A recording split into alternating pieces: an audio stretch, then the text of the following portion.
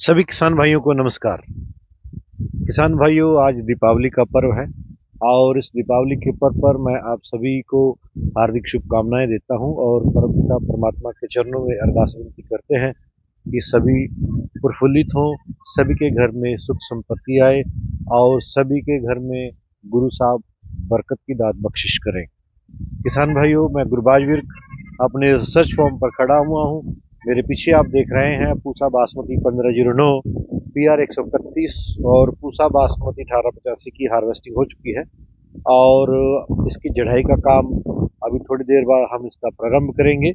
किसान भाइयों, इसी के साथ साथ पूसा गेहूं की बुझाई है जो उसका निरंतर बुआरा चल रहा है और बहुत सारे किसान भाइयों के भी हमारे पास फोन आए हैं कि किसान भाई जो खेते में गेहूं की बिजाई कर रहे हैं उसमें फर्टिलाइजर कितना देना है। ये बहुत महत्वपूर्ण प्रश्न है। यूट्यूब के ऊपर आपको बहुत सारे यूट्यूबर्स अलग अलग बातें बताएंगे कि आपने पोटाश डालना है, आपने पोटेशियम नाइट्रेट डालना है, ऐसा लगभग बहुत सारे मैंने वीडियो देखे हैं। लेकिन मैं किसान हूं और किसान परिवार से आता हूं, खुद खेती करता हूं। मैं कभी भी ये नहीं चाहूंगा कि किसान की लागत में बढ़ोतरी हो। किसान भाइयों, किसान अपनी कम लागत लगाकर अच्छा उत्पादन ले सकता है। अभी तक कोई ज्यादा पछेत नहीं हुआ है और किसान भाइयों, पछेत की हम बात करते हैं तो हमारे पास बहुत सारी किस्में हैं। उन किस्मों के ऊपर में मैं चर्चा कर रहा हूं और फर्टिलाइजर पर भी चर्चा कर रहा हूं।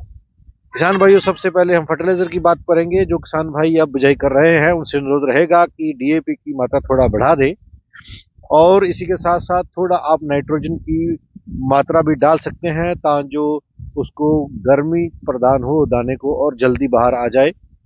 और अगर किसान भाई जीरो टिलेज के माध्यम से बिजाई कर रहे हैं तो उनसे मेरा अनुरोध रहेगा कि आप प्रति एकड़ में जो सीड ड्रिल से बिजाई कर रहे हैं आप 1.25 बैग DAP का जरूर दें। 1.25 से 1.5 बैग DAP और 20 से 25 किलो यूरिया को बिजाई करते समय आपने ड्रिल में जरूर डालना है। आपने सीड ड्रिल के माध्यम से बिजाई को प्राथमिकता देनी है। किसान भाइयों, इसी के साथ साथ जो हमारा फर्टिलाइजर है, जिन किसान भाइयों को 12 DAP नहीं मिला है, जिनके पास 12-32-16 है, NPK 12-32-16, वो किसान भाई अपने 2 से 2.25 बैग डाल सकते हैं। और इसी के साथ साथ जिन किसान भाइयों के पास NPK 10-26-26 है, उनसे भी मेरा अनुरोध रहेगा कि पूरे 2.5 बैग प्रति एकड़ के हिसाब से आपने ड्रिल करने हैं और 20 से 25 किलो यूरिया आपने उसमें मिलाना है। ये पछेती बिजाई के लिए हम रिकमेंडेशन दे रहे हैं। जो किसान भाई पछेत में अपनी गेहूं की बिजाई कर रहे हैं, हम भी पछेत में जा चुके हैं। आप देख सकते हैं मेरे फील्ड में हार्वेस्टिंग हो चुकी है और जढ़ाई का कार्य भी निरंतर जारी है। और जो पीछे सड़क जा रही है वो करनाल पेहेवा रोड है, जिसको करनाल काशा रोड बोलते हैं और ये स्टेट हाईवे नंबर 9 है। और किसान भाइयों, कुछ किसान भाइयों के प्रश्न थे कि पछेते में हमने बहुत सारे वीडियो भी अपलोड किए हैं और उसके ऊपर भी मैं चर्चा कर रहा हूं।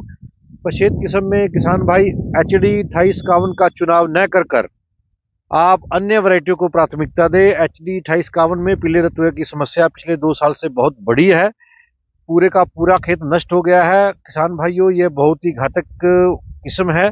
इसमें बीमारी का प्रकोप बहुत आता है और हर रोज आपको निगरानी करनी पड़ती है।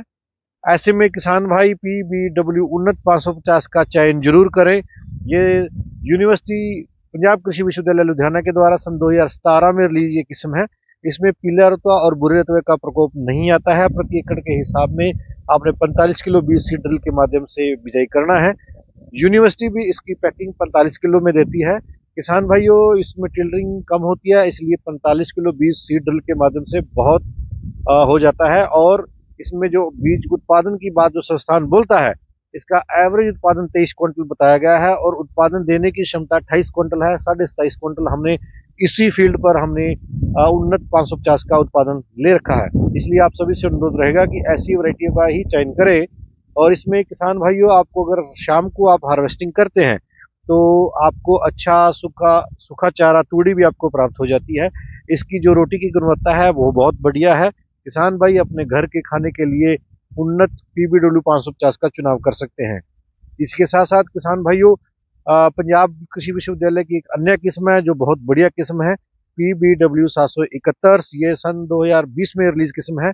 इस वैरायटी का जो बेस है वो DBW-17 है, जो भारतीय गेहूं एवं जो अनुसंधान संस्थान के द्वारा ये वैरायटी रिलीज की गई। किसान भाइयों, इसमें पीला रत्वा और भूरे रत्वा का प्रकोप नहीं आता है। इसकी जो पौधे की ऊंचाई है वो 80 से 85 सेंटीमीटर है, जबकि PBW 850 की जो ऊंचाई है पौधे की वो 85 से 90 सेंटीमीटर है। मामूली सा 5 सेंटीमीटर का फर्क है। तो किसान भाइयों, PBW में जहां फुटाव कम होता है वहां PBW 771 में फुटाव अधिक मात्रा में होता है। और ये PBW 550 जो किस्म है वो 145 दिन की है, और PBW 771 133 दिन की किस्म है। तो किसान भाई, ये अब फिलहाल जो बिजाई करनी है वो आपने 550 करनी है। आज से 10-15 दिन बाद आपने PBW 771 का चुनाव करना है। किसान भाइयों, इसी के साथ साथ PBW 771 जो है उसका एवरेज उत्पादन 19 क्विंटल संस्थान बताता है, लेकिन उसके उत्पादन देने की क्षमता अगर आप अभी बिजाई कर देते हैं तो आपको इसका उत्पादन 26 क्विंटल 27 क्विंटल के आसपास मिल जाएगा। इसका दाना मोटा, बोल्ड और चमकदार होता है, और इसकी गुणवत्ता का स्तर बहुत बढ़िया है। आप घर में चपाती खाने के लिए भी इसका प्रयोग कर सकते हैं। इसी के साथ साथ किसान भाइयों, जो किसान भाई पशेत में बिल्कुल लेट में चले जाते हैं, दिसंबर में जा रहे हैं, जो किसान भाई आलू और गन्ने के नीचे गेहूं की बिजाई करना चाहते हैं, उसके लिए संस्थान ने 752 वैरायटी PBW 752, ये पंजाब कृषि विश्वविद्यालय की बहुत गजब वैरायटी है, जो पशेत में भी बहुत अच्छा उत्पादन देती है। और इसकी जो मुख्य विशेषता इस प्रकार है, इसमें पीला और भूरे रत्वे का प्रकोप नहीं आता है। इसके पौधे की ऊंचाई 90 से 95 सेंटीमीटर है। टिल्डरिंग बहुत अच्छी करती है। जब ये फसल पक जाती है, इसकी बालियों का रंग लाल हो जाता है। ये इसकी मुख्य विशेषता है और बहुत आकर्षण का केंद्र रहती है। किसान भाई, उसके उत्पादन की जो क्षमता है वो आप इसकी 18 क्विंटल से लेके और आप 26-27 क्विंटल तक, 25 क्विंटल तक उत्पादन ले सकते हैं। जितना आप लेट में जाएंगे उतना इसका उत्पादन गिरता जाएगा। जितना आप अगेत में जाएंगे, नवंबर के लास्ट वीक में लगाएंगे, तो ये आपको अच्छा उत्पादन दे देती है। इसकी चपाती की गुणवत्ता भी बहुत बढ़िया है। इसमें भी पीला रत्वा और भूरे रत्वे का प्रकोप नहीं आता है। और जैसे ही आप दिसंबर में बिजाई करेंगे, किसान भाइयों याद रखना, नाइट्रोजन की मात्रा बिजाई करते समय आपको बढ़ानी पड़ेगी। कम से कम भी आपको 1 बैग या पौना बैग आपने ड्रिल के माध्यम से DAP में मिक्स करके या NPK में मिक्स करके आपने सीड ड्रिल के माध्यम से बिजाई करना है, ता जो पौधे को जो दाना है वो गर्मैश के माध्यम से, गर्मी के माध्यम से जल्दी अंकुरित हो और जल्दी बाहर आए, ता जो उसको हम न्यूट्रिशन की मात्रा देकर उसमें अधिक मात्रा में कल्ले और फुटाव हो सके और अधिक उत्पादन ले सके। किसान भाइयों, मैंने आपसे चर्चा करी है कि पशेत में जो किस्में लगनी है उनमें खरपतवार और उसमें जो फर्टिलाइजर है, उर्वरक है, खादें हैं, वो कितनी मात्रा में डालनी है। वीडियो को लाइक और शेयर जरूर करें। हमारी हमेशा से प्राथमिकता रही है कि किसानों को अच्छी और निष्पक्षता और पारदर्शिता के आधार पर जानकारी प्रोवाइड कराते रहें। किसान भाइयों, आज दीपावली का पर्व है, शाम के 3 बज चुके हैं, और आप सभी किसान भाइयों को, जो यूट्यूबर पर मेरे सब्सक्राइबर हैं, सभी किसान भाइयों को, उनके परिवार को बहुत बहुत शुभकामनाएं। परमपिता परमात्मा की असीम कृपा आपके परिवार पर, आपकी खेती बाड़ी